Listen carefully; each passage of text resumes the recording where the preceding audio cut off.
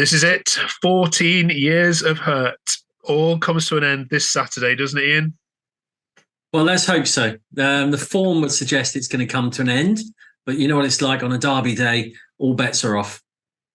Welcome back to the Ipswich View. Been looking forward to this one for many, many months. I mean, when the fixtures first came out in June, was this the first one you looked for? Absolutely. The very first one. Yeah, it's what's a shame is it's not on Boxing Day anymore, because one of our longer serving songs against Norwich always reflects on what happens on Boxing Day. But unfortunately, it's not a Boxing Day clash, but we'll pretend it is. Let's do it, yeah. We'll come on to talk about that lot in a second. Let's review, if you can, the Middlesbrough game first. What did you make of it? Well, I went for a 1-1 draw as my prediction. So to get a 2-0 win was comfortable. What I think is I underestimated how much Middlesbrough were suffering with injuries. Yeah. So that really was evident on the game. Yeah, there's a couple of decent players. Latte is like the top scorer. He fluffed a chance. He could have got a goal. And I always felt that if Middlesbrough had got a goal, it might have been a different story. But, I play back Middlesbrough fans, what they had to say. And they all seem to be in agreement that, Ipswich were just a different class on the day. But it was a good result. We needed to get that. Yeah, just run me through how Morsey did against, of course, his old club. It was quite low-key. I think if it had been any other situation, there would have been a lot more focus on Morsey, but it didn't seem to attract a lot of attention. Yeah. I think it's a while since he played for Middlesbrough. They've had a large turnover of players. We've noticed that when we've played teams which have got players from that old team, but nobody's in the team who's ever played them, kind of thing. So he was as steadfast as always in the middle. He got a really, really rubbish yellow card right at the end for kicking the ball away.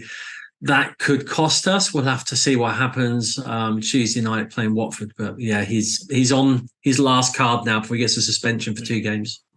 And how good was Hutchinson's celebration?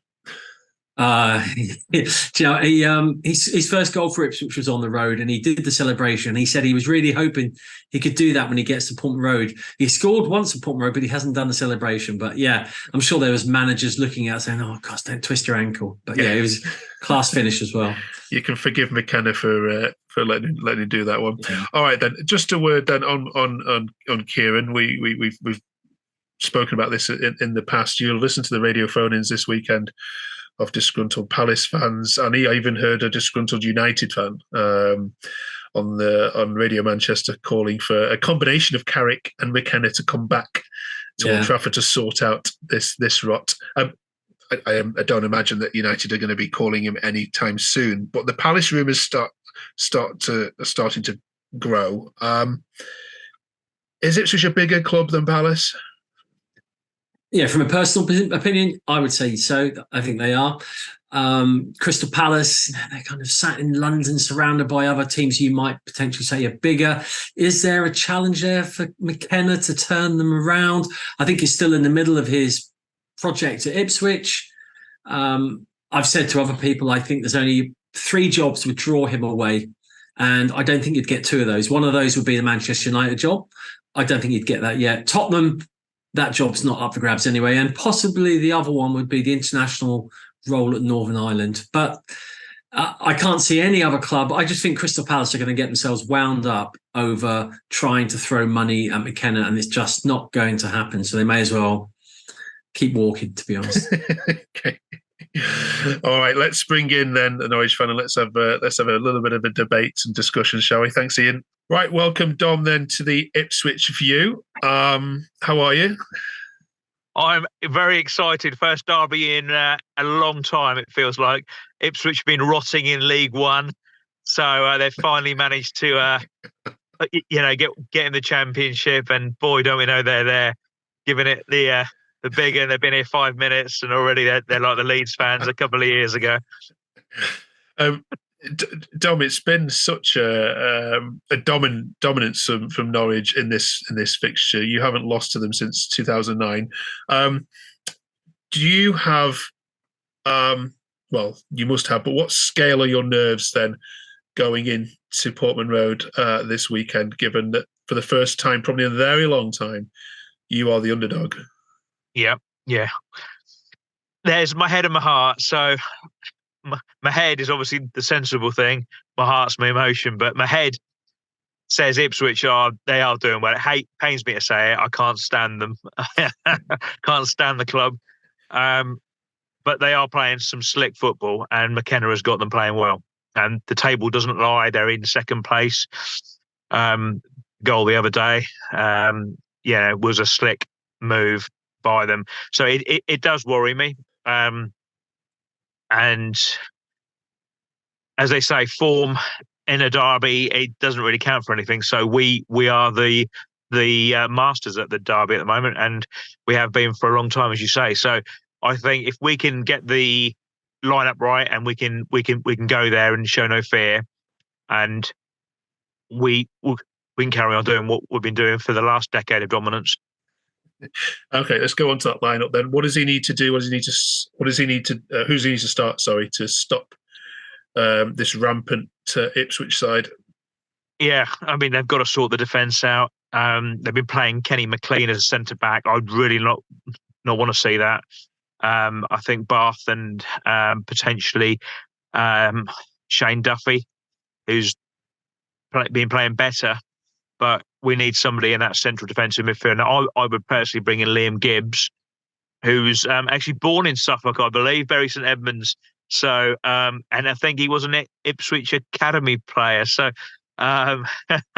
bring him in, along with Kenny McLean, just to kind of shield that back four, and then let the boys from Brazil, Sarah, Rowe, Nunes, Hernandez even, score the goals up front. So it's about protecting the goal. I mean, I'd be happy with a draw. I'll take a draw now, to be honest. I bet you would. Iain, the first time this derby was played is 5-0 to Ipswich back in 1946. Quite a modern derby, isn't it, in comparison? Back in the old third division, as it was then. What are the chances of a repeat of that scoreline on Saturday? Well, it's happened before. We had the demolition derby when Alex Maffey got a first half hat trick. He'll be a hero forever in Ipswich books. But you know what? It's weird saying, obviously Norwich have dominated over the last few derbies. And I think, 62 times we've played Norwich, yet we've won 22 and Norwich have won 24. It's so close. And that's probably the fact that we've only played 62 times would indicate the fact that we've been passing ships for a lot of that. In the 70s, we were in the ascendancy. Norwich had a fantastic, they went to League One and they got promoted straight back off that. And they've done well ever since then. And I said, that's what we needed to do. When we got relegated to League One, we needed to take a year to cement and get straight back. Obviously, we didn't. It took us 5 years, and that has been so frustrating. The atmosphere around town already is really good. I know they're looking at doing a greet the bus like we did for the last game of the season. The fans are doing their best to get the atmosphere going. I mean, it's going to be an absolute tinderbox inside Portman Road on Saturday. And, if we can keep Sarah under control, don't concede a stupid early goal, then I think that there is every opportunity we might find that we start to put 2 or 3 against them.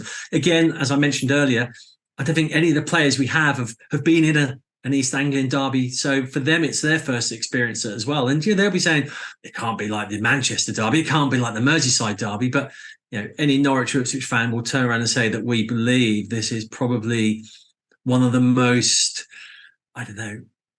abrasive derbies there are. There's no love lost between Ipswich and Norwich at all. It's on par with Manchester United Liverpool as a match goes, I think. So yeah. What does it mean to Norwich fans this game then? Don, put it into perspective for us, for neutrals.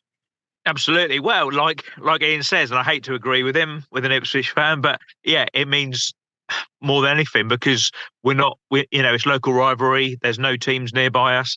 For Norwich, it just means continuing the decade of dominance and being unbeaten, basically. So we know what Ipswich's history is all about. They remind us of it all the time.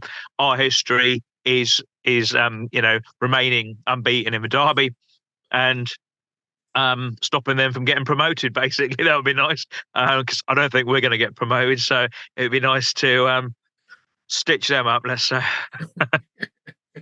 can lie down to Leeds, can't you, later on? They might book an open top bus.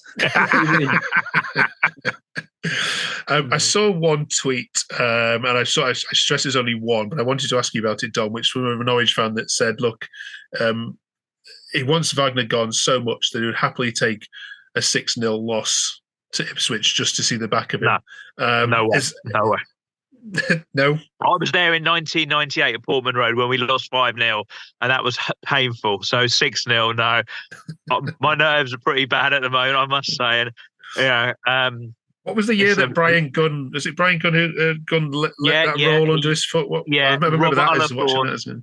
Robert Ullathorne passed it back to him, and it hit a bad patch of grass, and it flew over his boot. Now his son's playing in goal for us, Angus. So hopefully he won't make any mistakes. But yeah, it just means the world. It's bragging rights, and it's going to be the only thing, that for Norwich I think we can look forward to this season, because we're not playing well at all. Okay. All right, let's get some predictions from you both. Iain, you go first. Ipswich, Norwich. I'm going to go for a clean sheet, and I'm going to say it's going to be 3-0. Come on, Dom, fight back. I don't think we'll win, but I don't think Ipswich will either. So I'm going to go for a 1-1 draw. Well, I've said to my wife, I said I'm watching the football on Saturday, so I'm going to watch this one in a pub with some friends, because this is going to be a classic. I rarely just watch them at home, but I'm actually going to go out and watch this because I think the atmosphere is going to be absolutely superb. So I'm looking forward to it. Yeah, even if you two have this trepidation about it all. Listen, enjoy it, and thanks for sharing your views. Cheers, Mark. Out to sea.